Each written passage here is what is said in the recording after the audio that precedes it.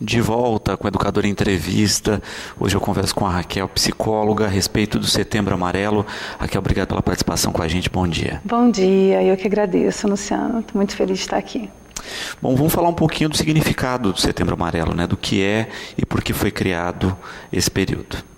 Então, é importante que haja uma reflexão pelos números alarmantes que a gente tem como as pessoas estão lidando com o emocional, né?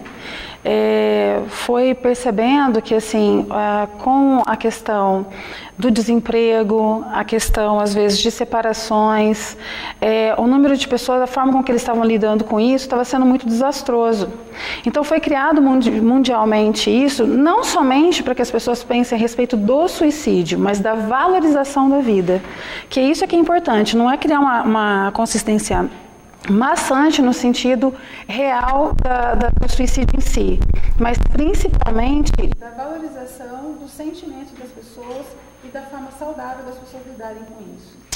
Quando a gente pensa no Setembro Amarelo, né, nós estamos pensando exatamente nessa questão prática aí do tema suicídio. E a cada vez que se trata do tema no país, na nossa cidade também não é diferente, a gente percebe isso, né, o quanto o índice cresceu, né, todos os índices mostram isso, e o quanto isso está na rotina, mas é pouco debatido. Né? Se causa uma comoção quando alguém conhecido ou mais próximo, né, passa pela questão, mas passado esse período não se discute mais e não se vai na raiz de fato dos problemas. Sim, existe um mito muito grande que deveria ser desmistificado, que é assim, as pessoas têm medo de tocar no assunto com a pessoa, né, que tentou o suicídio ou que comentou sobre suicídio. Então, quando alguém fala alguma coisa em casa, por exemplo, assim, nossa, eu estou pensando em me matar, minha vida não tem mais sentido.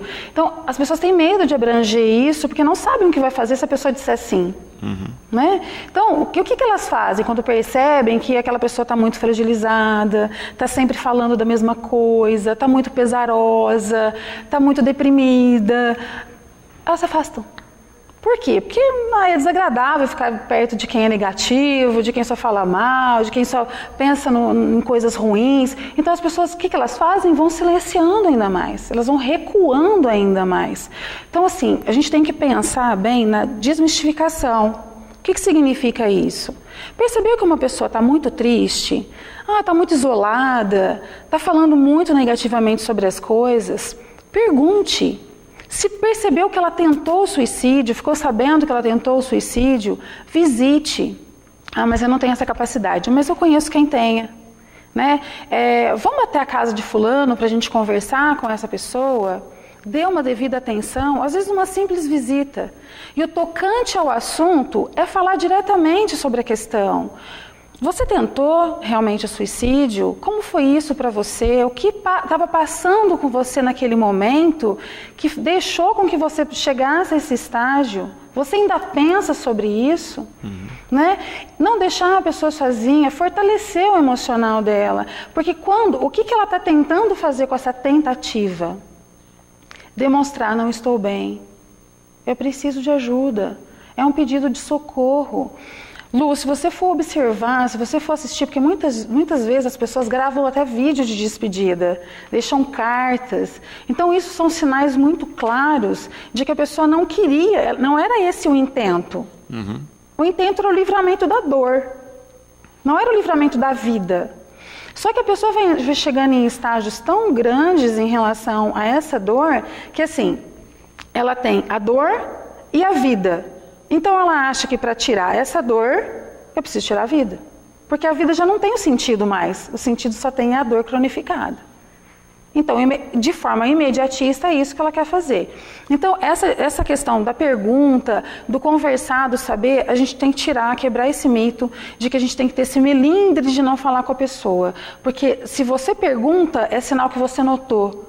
E se você notou, é sinal que ela é importante para você. E é isso que é a questão da valorização que eu disse no início. Perfeito. E de fato, né, a gente percebe que existe ainda um grande preconceito com a sociedade, talvez por não saber lidar, da questão dos problemas psicológicos e psiquiátricos. Sim. né? Tanto é que quando você fala que é importante o investimento, as pessoas ainda veem como gasto ir ao psicólogo. É muito desgastante, eu posso investir em outras coisas de lazer, por exemplo, do que ir num psiquiatra. Quando você tem questões emocionais, você está com dor de dente, você vai aonde? Você vai no dentista. Você está com um problema ortopédico, você vai no ortopedista, né? Você está com uma dor no geral no corpo, você vai no clínico. Então, por que não a gente fazer um investimento emocional de identificar quais são as nossas questões? E todos nós precisamos, eu inclusive como profissional, e todos os seres humanos precisam passar para se identificar com algumas coisas, identificar quais são as questões em que nós não elaboramos muito bem. Nós temos potências em nós. Né? Nós temos coisas que são fragilizadas em nós e todos nós temos isso. A gente tem uma visão hoje de que o mundo é muito colorido para algumas pessoas. Então isso cria um nível não de identificação, mas de comparação muito grande. Então aquelas pessoas que não conseguem se nivelar no nível intelectual ou emocional muitas vezes, elas ficam muito fragilizadas. Então, eu acho que é isso que acaba acometendo ainda mais essas tentativas e esse emocional fragilizado.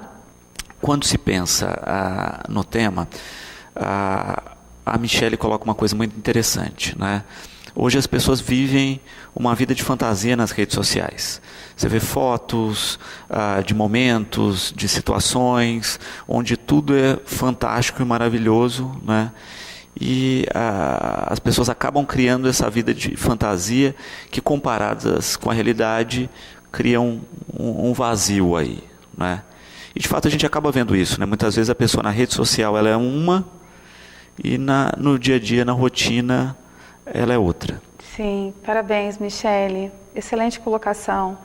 E os acessos, né? Como eles estão, assim, práticos. Vamos imaginar, a gente não está fazendo nada agora. Ao invés de você pegar uma revista, um livro, você vai para a rede social. Quando você chega na rede social, você não está bem, aí você olha uma pessoa na praia. Aí você fala, nossa, só eu que tenho essa vida, né? Até colocaram agora no feriado, 1000 cairão à sua direita, à minha esquerda, e eu estarei aqui. Eu não serei atingido por estar numa praia, né? Então, isso faz com que o nosso emocional, ele seja comparado. A gente se compara com essa pessoa e fala, não, eu não estou bem. Todo mundo está bem, todo mundo tem namorado, todo mundo está feliz, todo mundo tem carro novo. Por quê? Porque naquele momento você decidiu colocar o seu melhor. Só que aquela foto, ela durou para a pessoa naquele momento que ela postou. Para o outro que está vendo, às vezes até a pessoa vai curtindo, vai rolando, vai aparecendo aquilo de novo. Então no cérebro da gente aquilo vai pensando e colocando como verdadeiro. Para a pessoa, às vezes 10 minutos depois daquela pessoa que postou, ela pode estar chorando, ela pode ter brigado com o namorado, ela pode ter perdido um emprego, mas a imagem dela está congelada lá de uma pessoa feliz. Então isso é muito desastroso, porque quando há um nível de comparação, há também um nível de falta de sustentação para nós em relação ao nosso emocional. Então a gente tem que olhar para aquela, principalmente em relação aos artistas, né? Os artistas, quando estão vivenciando bons momentos, parece que eles não têm momentos ruins. Então nós estamos sendo criados para um mundo de fantasia e a gente acaba, infelizmente, não somente em rede social, mas a gente acaba fazendo isso com as nossas crianças. A gente tem o ego hoje, as pessoas estão ficando fragilizadas emocionalmente. Quer ver uma coisa que é muito interessante? Eu vejo isso muito na sociedade. As pessoas não levam mais as crianças em velórios. Elas falam, antes velava em casa, né? Uhum. Então você já ia criando uma estrutura meio que familiar das perdas. E você ia criando ali uma robustez de falar, não, eu sei que é assim, a gente tem que lidar com a questão do luto. Hoje não, a gente não leva mais para lá, para quê? Vamos evitar que a criança passe por isso, é desnecessário, o que adianta ir? Né? Então o que a gente está? A gente está tolindo, a gente está roubando uma fase importante de um desenvolvimento que seria natural e a gente faz essa ruptura na vida das pessoas. Uhum.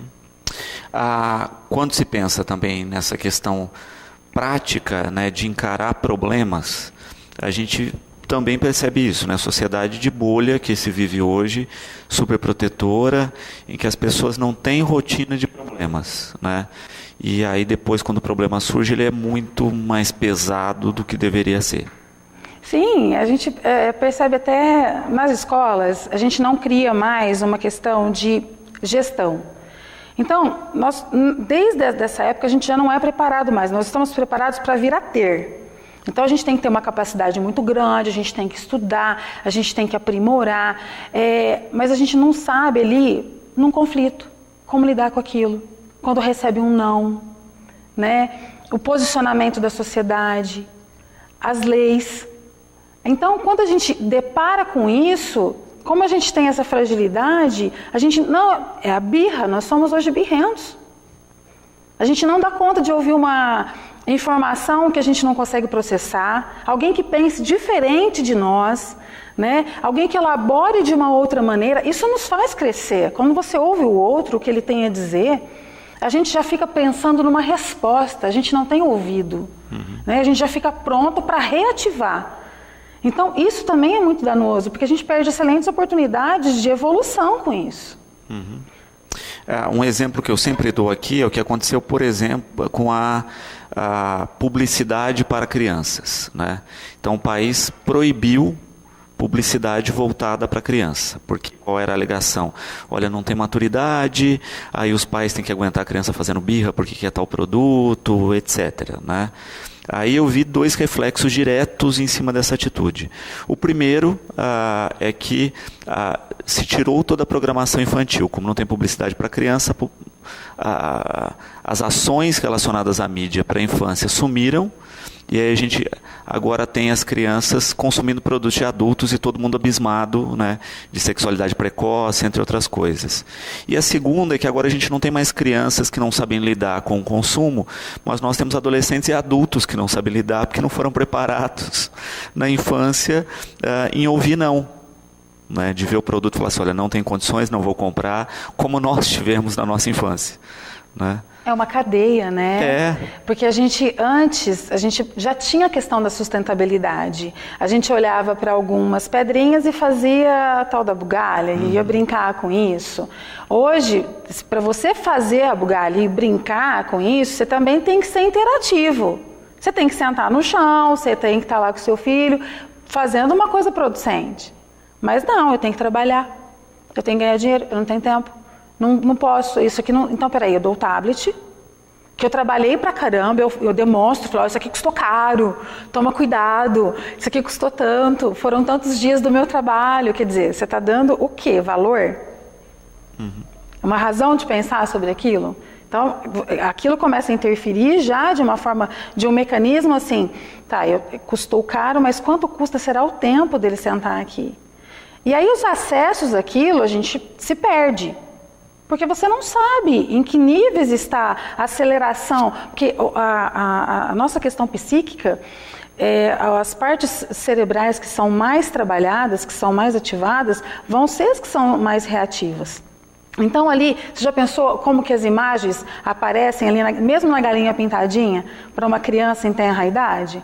Sendo que ela está vendo movimentos lentos de um brincar de casinha, de um elaborar essa brincadeira, de que papel eu vou exercer no futuro com isso, que uso eu vou fazer disso. Então a gente não tem mais, então essa criança cresce. Aí ela se torna justamente fragilizada nessas questões. Ela se torna pai e mãe. Ela aprendeu o quê? O que ela vivenciou?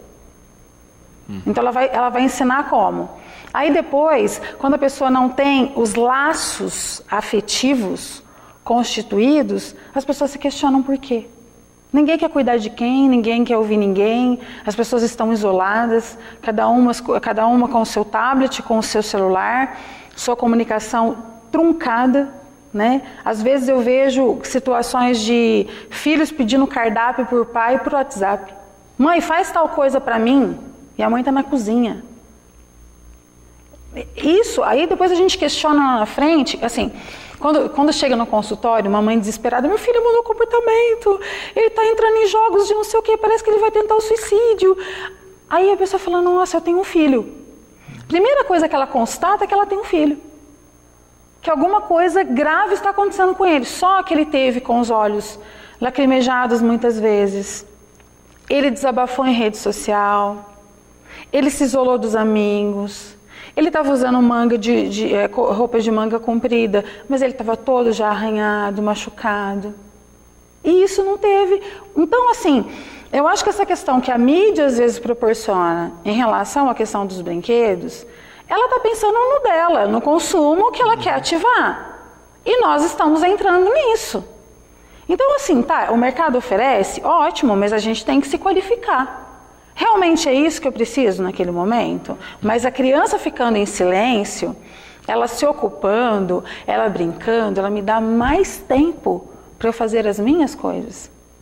Então eu otimizo, eu limpo a casa, eu arrumo a cozinha, só que o custo disso lá na frente vai ser diferente. Então a gente tem que fazer essa fração. E uma questão prática também, que eu não consigo fechar essa balança de hoje em dia, é o seguinte, né? As pessoas no passado, a gente não tinha a legislação trabalhista que tem hoje.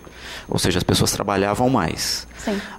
Nós gastávamos mais tempo fazendo os trabalhos gerais, porque não se tinham os equipamentos que tem hoje. Sim. Né?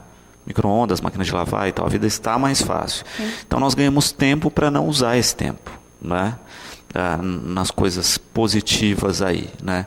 Então é uma conta que não fecha na minha cabeça. Uma outra coisa prática, né, é fazer uma pergunta de rotina, e é uma auto-pergunta e não serve para todos os pais, né? Não, a gente sabe que tem aqueles que se preocupam com isso, né? Diga 3 nomes de amigos dos seus filhos, né? Quem são eles, quem são os pais desses amigos, etc. Eu acho que as pessoas, assim, elas se assustam quando elas veem que já faz um certo tempo que os filhos estão namorando, né? Que eles estão indo viajar com fulano, beltrano e ciclano, que é da rede social, não é da rede de amigos.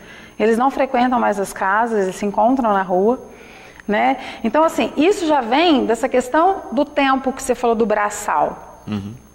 Quando isso acontecia, as famílias trabalhavam integradas, né? Já nascia, de mamana caducando, estava ali trabalhando e fazendo, aprendendo as funções ali com a família, né?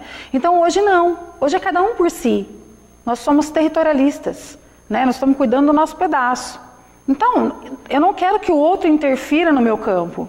Como eu estou assim, como que eu vou dizer para o meu filho para ele abrir um precedente da vida dele comigo?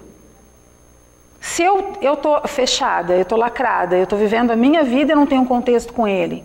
Ele não me conhece, ele também não sabe das minhas questões pessoais. Então, se você não tem na sua prática abrir essa dimensão do seu ser, como você vai querer entrar na dimensão do outro? Então, ele se protege também. Porque é muito mais fácil com que você se proteja, você se prive de algumas coisas, para que você não seja questionado, para que você não dê explicações. Então, isso que os pais estão fazendo consigo mesmos está afetando diretamente essa privação dos filhos. Fernando, com uma questão que eu acho muito interessante e que eu acho que se aplica muito, né? Nós temos o Japão, que tem uma cultura milenar, né? E que é um dos países com índice mais alto de suicídio do mundo, e que mesmo com essa cultura milenar, com as questões tecnológicas, do distanciamento, da falta de contato, tem passado por esse problema. Imagine no Brasil, que tem aí, né, cada vez mais aumentado os índices, em que nós estamos vivendo essa cultura do distanciamento e sem ter esse amparo milenar que o Japão tem. Sim, na verdade eles têm uma questão do emocional muito equilibrado, né? Eles buscam sempre os ancestrais, os aconselhamentos, então eles têm ali um embasamento muito forte, né? Apesar de utilizarem a questão tecnológica na questão do dinheiro, do ganhar, do trabalhar, né? Mas de utilizarem isso, a forma com que eles utilizam é muito diferente da nossa. Eles fazem um bom uso dessa questão. A questão dos suicídios lá é que já na cultura, na forma com que eles são criados, eles não têm meio termo. O que significa isso? Eles não podem fracassar como pessoa, como marido, como pai. Um filho não pode deixar de passar no vestibular. Ele foi criado para isso, ele foi gerado para ser sucesso. Então, assim, como é uma forma milenar, os seus ancestrais eles eram muito bons, as imagens que você tem são muito fortes, de pessoas com um nome muito positivo, você não pode desonrar isso. Então o que eles acabam fazendo? Já que eu vou desonrar, eu acabo dando cabo da minha vida para eu não sujar a família, digamos assim.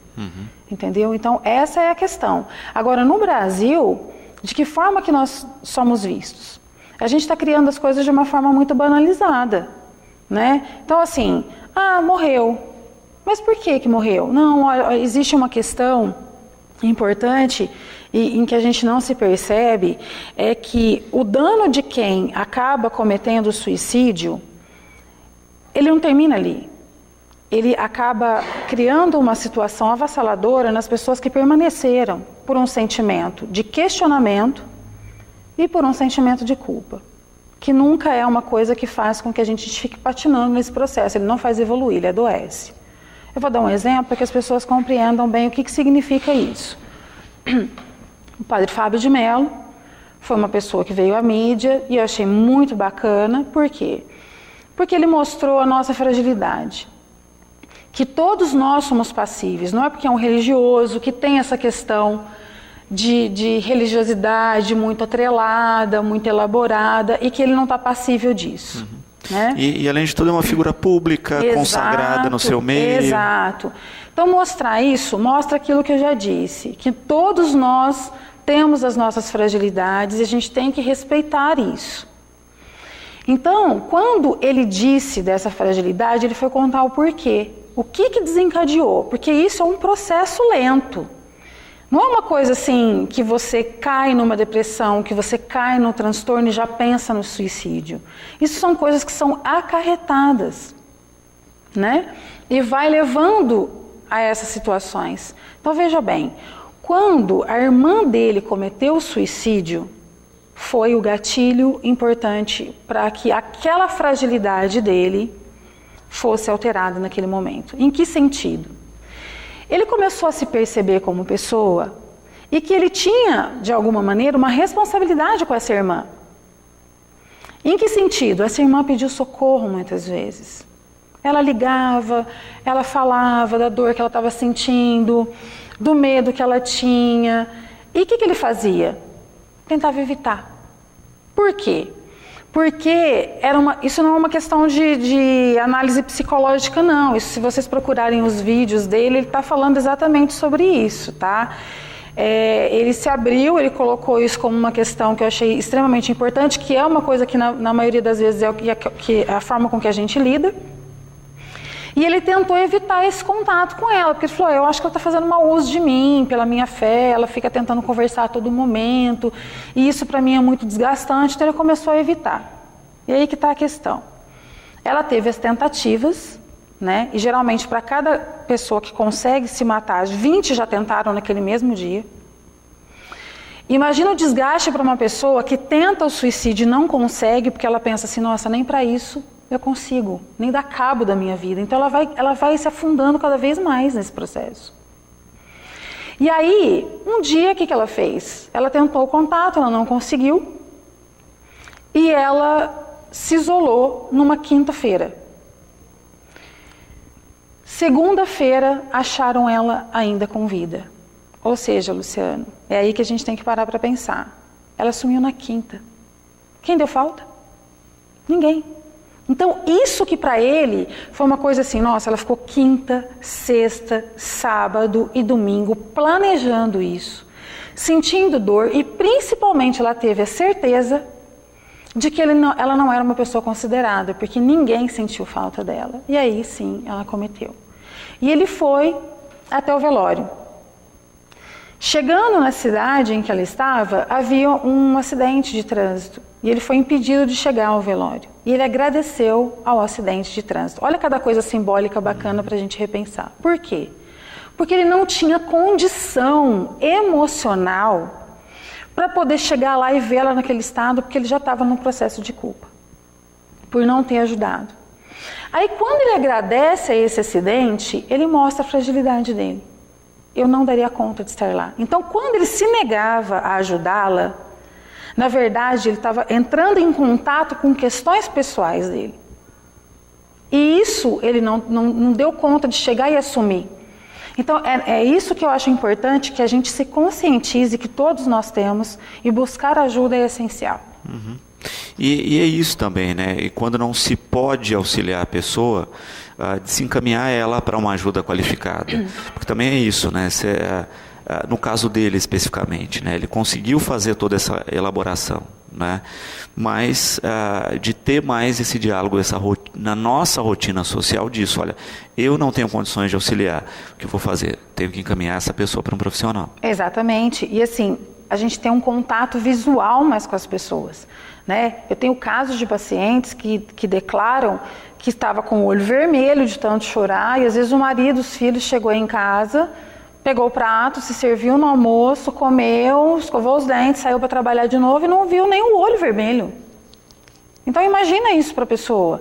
Nós não temos então mais essa questão do que você tinha questionado do nosso tempo. O que a gente está fazendo com o nosso tempo? Nós não temos qualidade nem na hora de um almoço, na hora de um jantar. A gente não para ouvir e perguntar. E às vezes a gente pergunta como que o outro está e a gente não para nem para ouvir a resposta, sabe? Então isso mostra para o outro o quê? Ele é uma pergunta de praxe, né? A gente não está realmente interessado naquilo. Então, se vocês soubessem o quanto é doloroso para uma pessoa vivenciar todos os dias uma dor emocional cronificada, sabe? O pensamento dele a todo momento é muito atormentador, é aterrorizante. Você tenta se libertar daquilo, aquilo é uma coisa que fica dominando, que fica crescente. Para vocês terem uma ideia e saberem mais ou menos o que significa para criar esse aspecto empático, conseguir identificar e ajudar o outro, procurem no Google ou no YouTube um vídeo que chama Eu Tinha um Cachorro Preto Chamado Depressão. É fantástico, é a Organização Mundial de Saúde que criou esse vídeo e ele demonstra claramente como uma pessoa é assombrada. E nós não estamos isentos disso, nenhum de nós, ainda mais hoje, com todas essas questões aterrorizantes que acontecem à nossa volta, difícil de lidar emocionalmente, e a gente não coloca isso para fora, e isso vai apodrecendo dentro da gente, literalmente. A Daniela coloca uma questão, né, que tem afligido muito os pais, que são esses desafios entre crianças e adolescentes, né, em redes sociais, etc., e que muitos levaram a situações de suicídio, né? Como é que se consegue entrar na fragilidade de uma criança a esse ponto? Eu acho que a gente não tem que pensar em entrar na fragilidade, a gente tem que fortalecer, né? É o caminho inverso. Se a gente conhece a criança que a gente tem, tanto é que muitas vezes, Luciano, os pais procuram atendimento psicológico para mim e falam, você atende criança? Eu falo, não atendo criança, eu só atendo adolescente e adulto. Eu falo, ai, nossa, mas eu queria tanto que você atendesse a criança. Eu falo, então vem primeiro para uma conversa. Aí a pessoa vem, a criança é o filtro da casa, né? Ela está, de alguma maneira, filtrando tudo que está acontecendo ali. Então, assim, é um desafio para ela ter que vencer essas tormentas. De um isolamento, em que ela não tem um contato lúdico, não existe uma brincadeira. Então, ela não se comunica. Ela está num mundo, às vezes a pessoa ela se preocupa com os silêncios quando ele é patológico. Mas quando a criança está brincando com outras coisas, ela não vai lá para interagir e descobrir qual que é o mundo dela. E fortalecê-la nesse crescimento, né? Não tem essa interação, porque a gente utiliza aquela ferramenta de que somos ocupados. Então, o desafio é o quê? Bom, já que eu estou potente, existe uma questão latente em mim de que eu tenho autodomínio. Eu, sendo testado a isso, eu tenho que mostrar o quanto eu estou melhor que os outros. Então, eu sou melhor que meu amigo, porque eu consigo ir a tal fase do desafio. Eles não têm essa conotação igual a do suicida, de que o final, o desfecho vai ser esse. O que eles têm comumente é o desafio em si. Então, assim, gente, busquem conhecer quem são essas pessoinhas que nos foram entregues. Cada um vai ter a sua personalidade e a sua fragilidade. E nas suas potencialidades, elas devem ser aprimoradas. Elas devem ser identificadas e potencializadas, isso sim. Então, procurem brincar mais, elaborar mais, estarem mais próximos, com qualidade nesse encontro, né? Às vezes a pessoa fala assim, mas eu não tenho possibilidade de levar meu filho num shopping, ou de levar ele para sair, para comer, para jantar. Às vezes você ensinar ele a fazer uma comidinha. Lembra quando a gente brincava? Ou assim, os pais contam que brincaram. Se você não teve isso, é um pai adolescente, pergunte como foi. Né? Como que era? Volte a brincar com os avós, porque essa interação também é muito importante, tira do isolamento o idoso, né? E patrocina essa criança que precisa dessa interação e desse desenvolvimento intelectual e emocional. Uhum. E isso é interessante se colocar, né? A interação, né? Porque muitas vezes é isso, né? Não sabe o que as crianças estão vendo nas redes sociais, né? E também esses grupos específicos acabam potencializando. A gente está falando de crianças, mas a gente tem casos de adultos e adolescentes, por exemplo, com questões alimentares, né? Que os grupos fortalecem o erro, né? No sentido disso, né? De parar de se alimentar para conseguir o peso ideal, enfim. A gente vê o quanto as redes estão sendo danosas, né? Eu acho que o caso mais lapidar ultimamente é a questão das vacinas, né? Das fake news das vacinas, em que as pessoas param de vacinar. E aí a gente vê doenças voltando exatamente porque se acredita muito mais na rede social do que em questões consolidadas de saúde que estão aí há décadas, né, na rotina das pessoas. Exatamente. É assim, a gente não tem filtros, né? A gente prefere acreditar no imediatismo, dá menos trabalho, a gente não tem que elaborar isso, não tem que pensar sobre isso, se é certo, se é errado, eu pego e otimizo aquilo para mim. Receitas rápidas, práticas. Eu não vou ao médico, eu vou no Dr. Google, eu avalio ali, vejo o que eu preciso tomar. Existem muitos casos, e isso é muito grave, casos de depressão, de ansiedade. Então você vai lá e coloca seu quadro, está tudo ali descrito. Nem sempre são fontes seguras, né? Então você começa a identificar. Quando você começa a ler e identificar, às vezes uma patologia até mais grave, mas que não tem nada a ver com aquilo que você está vivendo. Né? As pessoas, é lógico, você tem uma ansiedade, você tem um mal-estar, isso é normal. Às vezes as pessoas falam assim, quando começa uma terapia, é uma coisa muito comum das pessoas chegarem e falarem assim, essa semana eu oscilei. Eu tive alguns momentos em que eu me fragilizei. Mas eu falei, mas o intuito da terapia é justamente fazer com que você perceba isso, que é natural que você oscile. Tá ou muito eufórico ou muito deprimido é a grande questão, a gente tem que achar o equilíbrio. Gente, ficar triste, não gostar de alguma coisa, a gente não pode confundir melancolia, tristeza, angústia, que são todas questões cotidianas, com depressão. Depressão é uma coisa grave, patológica, é uma coisa que precisa de cuidado, de tratamento real. Então esse termo, ele acabou sendo banalizado, né? Então quando você vai lá e coloca assim, depressão, e para as pessoas acreditarem que você está sofrendo muito, às vezes você está passando por uma angústia, você já fala de cara que você está com depressão. Aí a pessoa fala assim, mas não tem um contexto da depressão que eu conheço. Aí a pessoa fala, não é nada daquilo, a pessoa está com frescura. E isso é muito ruim. Ou senão as pessoas fazem o quê? Vamos tomar um sorvete que passa. Não pensa assim não, você é uma mulher de fé, não pensa nisso. E isso deixa a pessoa ainda mais fragilizada.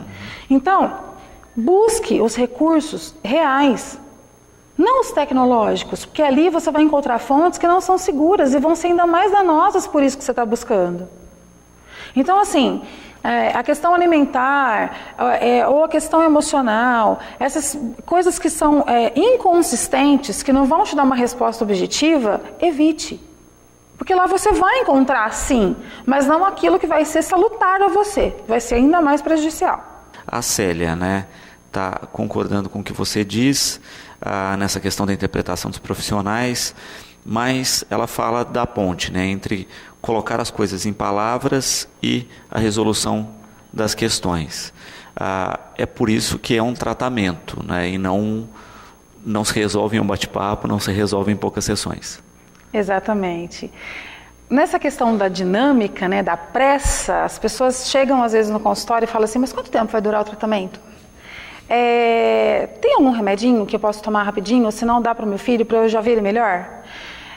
A elaboração, esse problema foi o que eu disse, ele não começou ontem, né? Então o que eu estou dizendo aqui é uma teoria, é uma questão que eu estou dizendo que é funcional, que dá jeito, dá para ser trabalhada. Alguns transtornos, algumas questões, você vai ter que conviver com ele, saber lidar com ele, outros são curativos. Então assim, nesse intermédio, né, do que fazer, do que ser, de como aprimorar e de como lidar, o principal é você se aceitar. Você se perceber dentro desse processo e aceitar que você precisa ir para um profissional e falar sobre isso.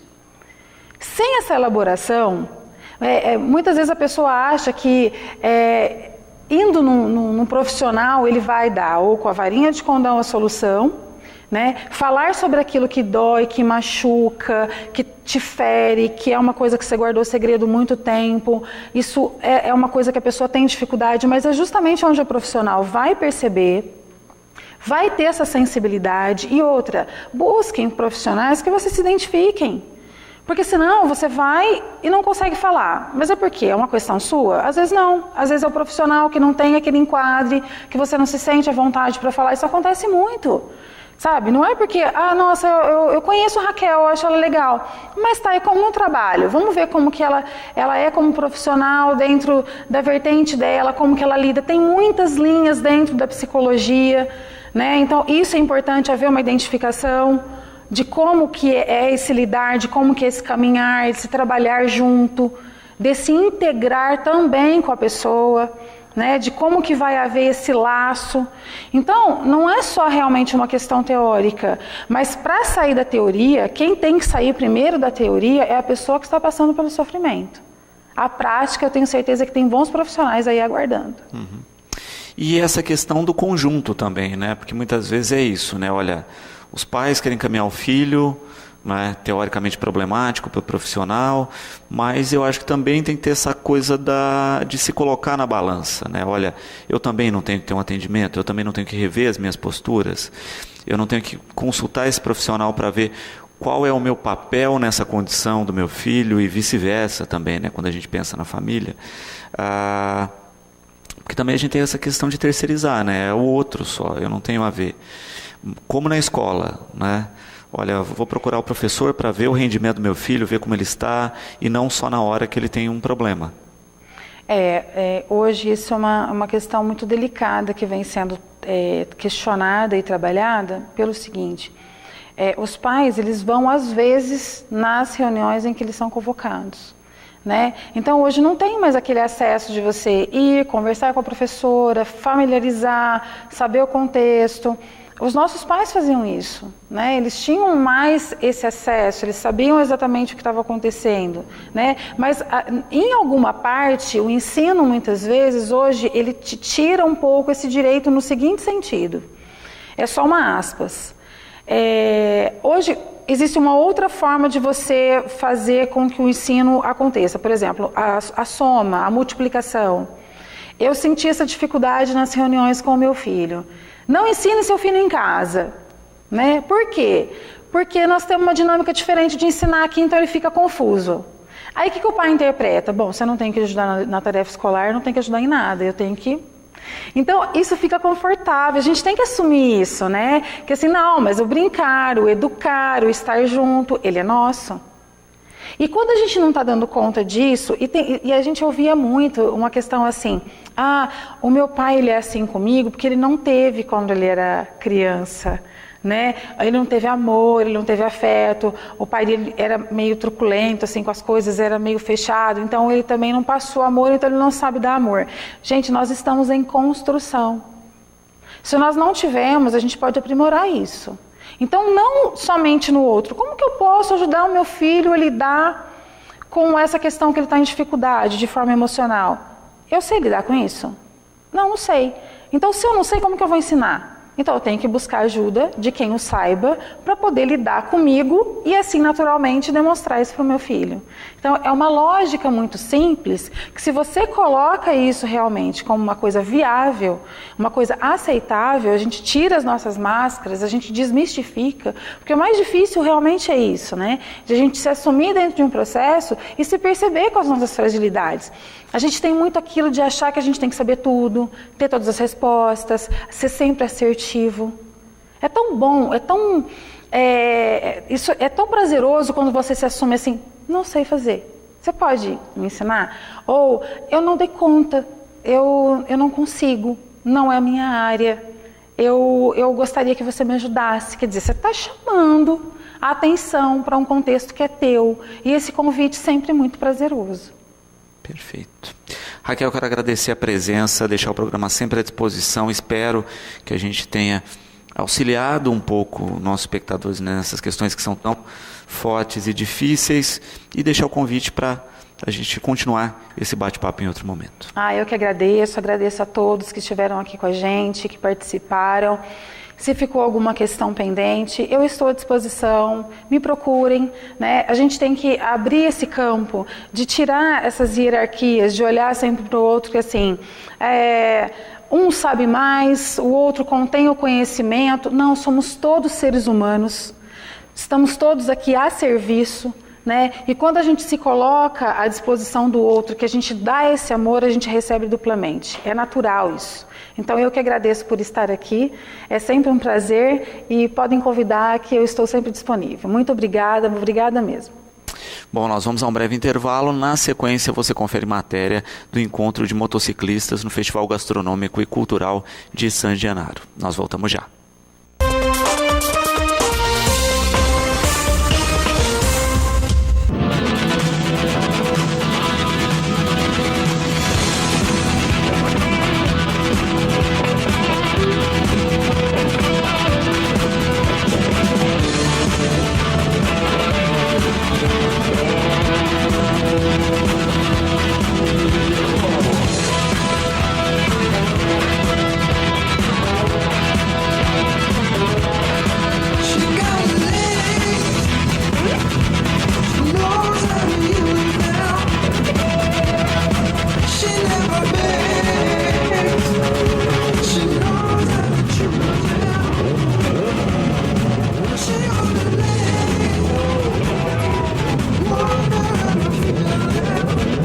Domingão, 9 de setembro, aqui na San Genaro, acontece o encontro dos motociclistas e eu vou falar com o Matassa, que é um dos responsáveis pela organização desse evento, desse encontro. Como surgiu essa ideia e há quantos anos já está acontecendo esse encontro?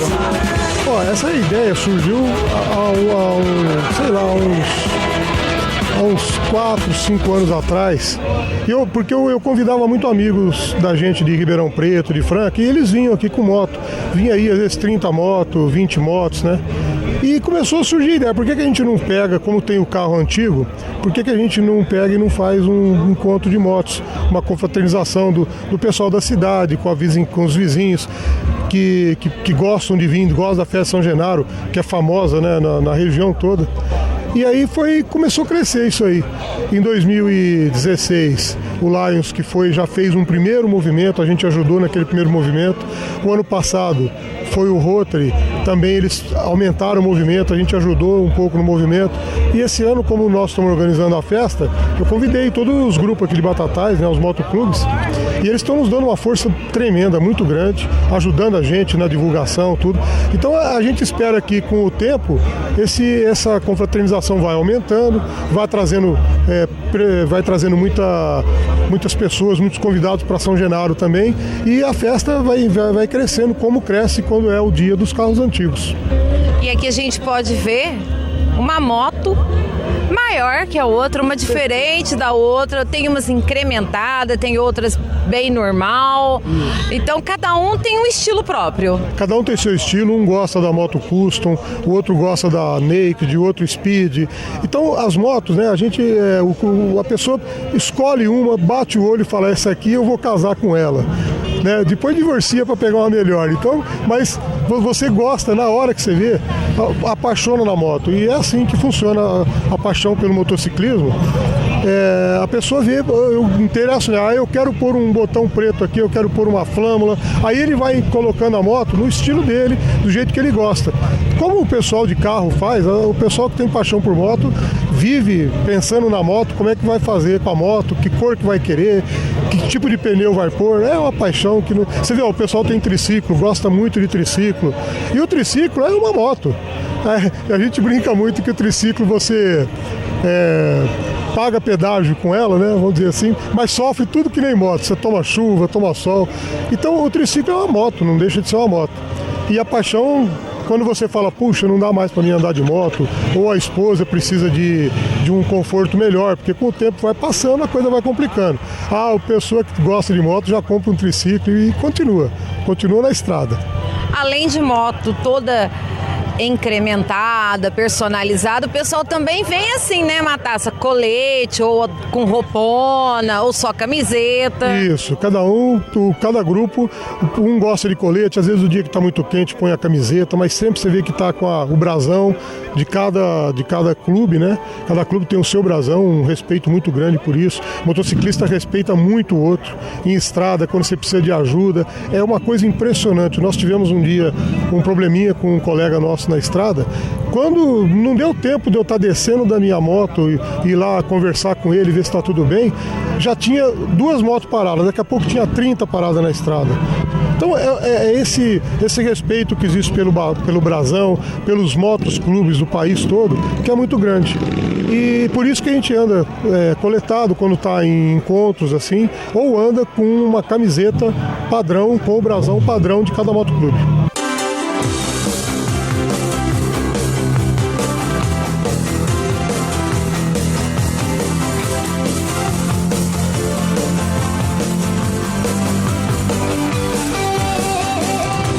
Com o Paulo aqui, ele é de Altinópolis, do grupo União, e ele tá de triciclo.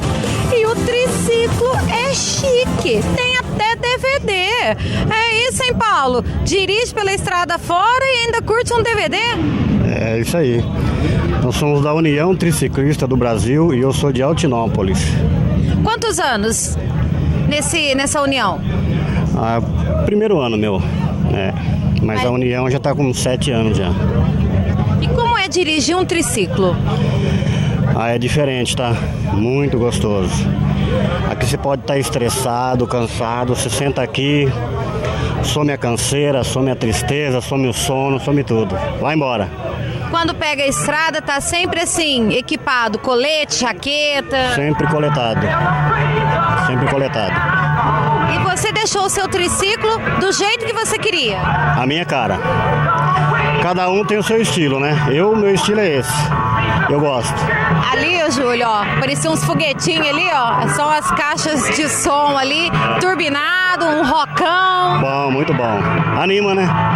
Pegar a estrada, só alegria. Além de dirigir um triciclo, qual a sua profissão? Na verdade, eu sou construtor. Trabalho com obras, tá? É uma profissão estressante, né? Porque obras é complicado, cada hora o proprietário quer uma coisa, e aí pra distrair, desestressar, pega o triciclo e tchau, estrada. Pegamos a estrada, aí destressa tudo. A canseira, desaparece tudo. É a primeira vez que vem aqui na São Genaro? Primeira vez que eu passo por aqui, mas eu sou de Altinópolis, então sempre eu tô passando por aqui. Estrala o som aí pra gente ver a potência da máquina.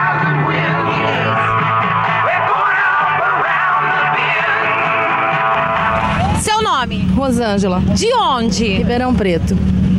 Qual o grupo que é o seu? Plebeus. Há quantos anos a senhora sai com esse pessoal pra estrada? Já há mais de 15. Uns 15 anos. Quem diz que mulher não dirige uma máquina dessa tá enganada, né? Tá muito enganada e com classe ainda, com batom, tudo bonitinho. Toda chique, toda arrumada. Não dá pra mostrar, mas tem certeza que tá com a unha feia? Tem unha feia, tem anelzinho, pulseirinha, tem tudo. E o homem respeita a mulher na estrada? Demais, demais. Respeita e é sempre companheiro.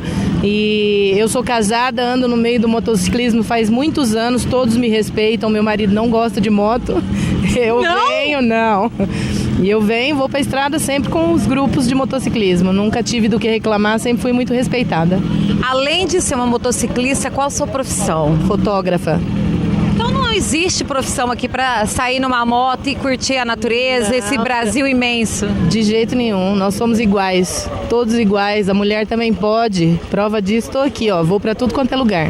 Qual é a sensação quando você pega a estrada nessa máquina maravilhosa aqui? Liberdade total.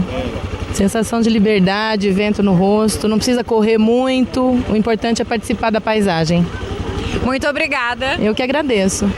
Quem diz que mulher não pode pilotar uma moto dessa tá enganada. Olha a máquina que ela tá pilotando aqui, gente. Mulherada, vão tirar a carta de moto e acompanhar na estrada também. Obrigada, tchau.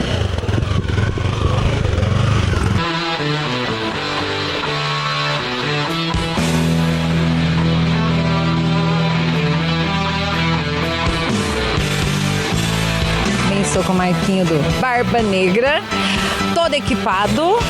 É assim que você sai na estrada? O motociclismo aqui, a gente tem o nosso estilo, assim, o estilo rock and roll, o estilo macaveirinho, pingente, né? Que nem aqui é um evento na cidade, a gente vem com uns trajes mais rock and roll, mais clássico aqui, para ficar mais no ambiente, vamos dizer, né? Mas quando são viagens longas, assim, mais perigosas, a gente põe jaqueta, luva, bota, todos os equipamentos de segurança, né? Que a gente preza bastante a segurança também, né? Não é somente o estilo, tem que estar com segurança. Há quantos anos tem o Barba Negra? O Barba Negra é desde 2011, né? Ele é natural de São Paulo. Conforme foi crescendo, foi fazendo novas sedes, né? E eu tô aqui em Batatais já há 4 anos e faz 2 anos que eu sou diretor aqui da sede de Batatais. Quantos integrantes tem nesse grupo? Aqui a gente está no total em 6 integrantes aqui em Batatais, né? Mas em todas as sedes, juntando tudo, dá em torno aí de 300, 400 integrantes, mais ou menos. Como você vê os encontros como esse que acontece aqui na San Genaro, que vem muita gente de fora, outros motociclistas também participando, outros grupos? Isso é bom, né? Principalmente a gente faz aqui na praça, para estar aberto para todos, né? Tá todas as motos paradas aqui, tá amigos nossos de estrada, não são somente esses que são diretamente aí de motoclubes, né? São abertos para todos e fica bom para vocês virem aqui, tá conhecendo, para conhecer mais os motoclubes, as suas ideologias, para ver como funciona, para estar aí vindo com a gente tá alinhando e fortalecendo para fazer mais eventos sociais também, né? Então não é só pra gente que é no meio motociclista, é para todos, então, e são todos muito bem-vindos. Mike, então tem que ter responsabilidade para poder estar fazendo parte desse grupo, dos grupos, né? E poder curtir as estradas, conhecer lugar bonito. É, justamente, aqui, né, nos irmãos aqui de Franca, aqui, ó, futuramente eu serei um barba branca, mesmo não ter muita barba, né, mas pode ser um barba branca, né, essa união, essa amizade, é isso que fortalece os motoclubes, que a gente faz amizade, motoclube, motogrupo, os triciclistas, né, o foco é a amizade, é uma segunda família para juntar, unir e fortalecer e cuidar da sociedade, assim como a gente cuida um dos outros. Falou tudo. Eu falei com Barba Negra, agora eu vou falar com Barba Branca, porque eu gostei da ideia, gente. Eu gostei da ideia. Começa assim, né? Pretinho, depois vai ficando branquinho. O senhor é de onde? Franca. Há quantos anos faz parte desse grupo? Esse nosso grupo não é muito antigo, não. Nós estamos há 2 anos, né? Mas motociclista a vida inteira. A vida inteira a gente já era barbas brancas. Começou então Barba Branca logo de cara? Logo de cara. Sempre barbas brancas. Quantos integrantes tem no grupo de vocês? Hoje nós estamos com 30 e pouco. 32, parece. E cada um tem uma profissão diferente? Ah, sim, cada um tem uma profissão diferente. O senhor é o quê? Além de motociclista? Vagabundo. Não, brincadeira. Brincadeira. Hoje eu sou só motociclista. Qual o seu nome? Tá aqui escondidinho aqui. Vamos mostrar o outro Barba Branca aqui também. Qual o seu nome? Chafi. Conta pra mim como é estar na estrada. Quando pega a motona e fala, ó, vou sair com o grupo. Mototerapia. É? Terapia. A gente esquece de tudo, descontrai, relaxa, tudo de bom. E o pessoal na estrada, caminhoneiro, que passa de carro, respeita vocês? Ou mais ou menos? Mais ou menos. Não é sempre, não. Mas a gente tem uma conduta tranquila, de respeito ao próximo e tudo. A gente sempre respeita as leis de trânsito, não bebemos, em hipótese alguma. Só bebemos cerveja zero ou água. Responsabilidade, né? Porque se beber não pode dirigir e se beber não vai fazer, né? Problema nenhum. Responsabilidade acima de tudo e respeito. Quantos anos o senhor pilota? Olha, desde os meus 17, 18, eu já estou com quase 60. Então é um piloto experiente. Vamos dizer que a gente tem um pouco de bagagem. Tem muita história pelas estradas da vida, hein? Muita. Sempre tem, né? Sempre tem. Bem, sou contristão, Elite 110. Além de fazer parte de um grupo, entende bastante de moto. Isso, um pouquinho. Pouquinho? Faz um tempo. Humilde. Para ser um motociclista, ele precisa de que tipo de moto? Olha, para ser motociclista é qualquer moto, né? Tem que gostar. tá? Tem que gostar de motocicleta, gostar de viagem. E outra coisa, né? O motociclismo também não é só isso, andar e ele, como é que reúne são várias raças, né? Não tem preto, não tem branco, não tem raça isso. Então são todos irmãos, tá? Então você vê essa festa aí, ó, todo mundo se confraternizando, é muito legal, tá? Muito bom isso aí. Você já faz parte da Elite há quanto tempo? Há 1 ano mais ou menos. A Elite é um grupo que surgiu em Batatais, é um grupo novo, tá? E assim, o pessoal é muito unido, o pessoal é um grupo, o Elite 110 é um grupo assim, ele veio um grupo diferente, um grupo novo, tá? Ele, assim, porque os grupos, eles tem grupo que costuma ir nos encontros, então o Elite é um grupo que ele gosta mais de viagens, né? Então tem uma diferençazinha ali, mas no final é tudo igual, são todos irmãos. E é muito bom participar do Elite 110 hoje. E todos os grupos são bons. Quantos integrantes?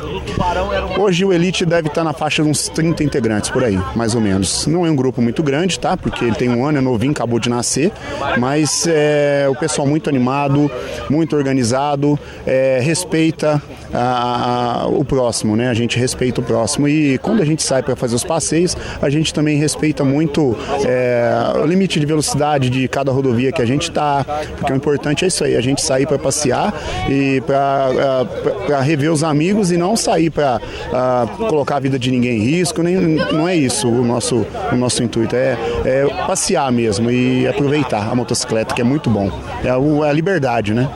Bom, você que entende de moto, vira aqui um pouquinho. Que moto é essa aqui toda incrementada aqui? Bom, essa aqui é uma BMW, uma GS 1200 Adventure, tá? Hoje como é que eu vou te falar? O xodó hoje que todo mundo quer, é a moto mais procurada hoje, que o pessoal adora. Por quê? Essa moto aqui, ela é uma moto Big Trail, o estilo dela, tá? Ela une o conforto com pilotagem, né? Quem gosta, o pessoal que tem moto Speed, né? Que seriam as motos carenadas, que é aquelas motos que vão a 299, que tá todo mundo vendo as reportagens por aí na TV, que é uma moto perigosa e tal. Então tá todo mundo, na verdade, saindo dessa moto Speed, que é velocidade, é muito perigosa até, e o pessoal tá vindo para Big Trail, porque ela reúne conforto tanto para o piloto quanto para o garupa, e assim vai, tá todo mundo partindo. É a Super Teneré, é a V-Strom, é a BMW GS 1200, então são todas, assim, excelente, reúne tudo, né? Pilotagem com conforto. Agora eu estou com Cláudio e Luciano do Albatross Moto Grupo. Luciano, conta para nós primeiro como surgiu o grupo. Então, o Grupo Albatross surgiu em 2015, né, com uns amigos aí que gostavam de passear de moto, né? No caso, assim, era eu, o Rodrigo, o Reis, o Leonardo, o Vinícius e com as esposas. E aí a gente decidiu fazer uma formação e caracterizar o grupo, né, pra ficar uma coisa bacana, né, como a gente gosta do meio motociclístico, e isso faz parte também da tradição. E a gente juntou os amigos aqui em Batatais, né, numa área de noite, aí no sábado à noite, fazendo um churrasquinho. Gente, vamos classificar aí no grupo de amizade aí, e aí formou o Albatross, né. Então, quantos anos já tem esse grupo? Tá, agora em outubro faz 3 anos que a gente tá aí na atividade aí, com os amigos, né? Deixa eu falar, Cláudio, a mulherada vai também, né? E como é que é essa aventura quando vocês estão na estrada aí com o grupo, passeando, curtindo essas paisagens que o Brasilzão tem afora aí? É muito bom. E hoje eu tenho, assim, eu piloto também, né? Além de fazer a parte como companheira dele, eu ainda faço de pilotagem, né? É muito bom. A sensação de quem anda de moto é diferente. É diferente. E a mulherada hoje tá querendo pilotar mesmo, né? Com certeza. É a melhor sensação que tem. Ai, para de passar inveja, porque eu sou apaixonada por moto e minha família não deixa eu tirar a carta de moto. Mas eu vou tirar. É bom, é muito bom, é muito bom. Quem pilota sabe o que eu tô falando, quem pilota, né? Bem, sou com o Carlos Camargo, de Ribeirão Preto. Conta esse nome diferente de vocês. O grupo, ele surgiu, né, assim, de passeios de moto, grupo tal e coisa e tal. E aí foi ajuntando, foi ficando esse grupo, nós temos bastante diversificado de idade, de motos, não tem exclusividade, entendeu? O que precisa ter igual é espírito jovem e aventura. Eu tô com 64, mas tem gente até com 14, 15 anos que é do grupo aí, faz parte, entendeu? E mulherada também faz parte desse grupo? Com certeza. As mulheres têm vezes com a gente aí, tem a vez, né? Com a gente, não tem discriminação, não tem nada. Basta ter espírito jovem e aventureiro. E uma moto, né? É o mais importante, para poder fazer parte do grupo tem que ter uma moto. Não importa o tipo de moto, né? Ou tem que ser específica? Isso como eu falei, né? Não precisa ter uma moto exclusiva, ou determinado modelo. Precisa ter uma moto e ter boa vontade e companheirismo, né? E responsabilidade na estrada. A gente tem, né, as nossas normas de andar na estrada, respeitando sempre o limite e sempre dando a passagem esquerda para os carros, outras pessoas que querem imprimir uma velocidade maior. Esse grupo tem quantos integrantes? Olha, hoje está mais de 200 e poucos integrantes, 270 mais ou menos. Hoje veio 1/3 só. E um pessoal muito bacana. Tem o fundador, o Pereira, a doutora Isa. Então tem médico, tem dentista, veterinário, tem dona de casa, tem tudo? Tem tudo, tem de tudo. Tem médico, tem veterinário, tem profissional liberal. Aqui não importa o seu nível social. É como eu disse, o que vale é o espírito esportivo e aventureiro. E amar, né, a vida, isso que é importante, né? E respeitar as leis, né? Bom, e desta forma, nós encerramos por aqui esse encontro de motociclista realizado aqui na San Genaro. E imagens, Júlio Mourão, reportagem Marcela Bolonha para a Rádio TV Educadora. O som e a imagem de Batatais, agora digital no canal 45.1. E eu volto à noite durante a festa de San Genaro. Tchau, até mais.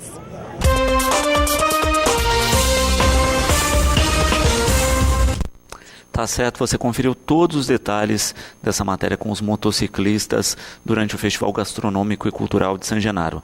Lembramos que no próximo domingo temos o encontro de antigo mobilismo também na nossa San Genaro, tá certo? O programa de hoje vai ficando por aqui. Lembramos que às 18h30 tem Cidade na TV. Você fica agora com o horário eleitoral gratuito, na sequência, na companhia da TV Brasil. Nós voltamos amanhã, como sempre, logo após o Fique Sabendo, com mais um Educador Entrevista.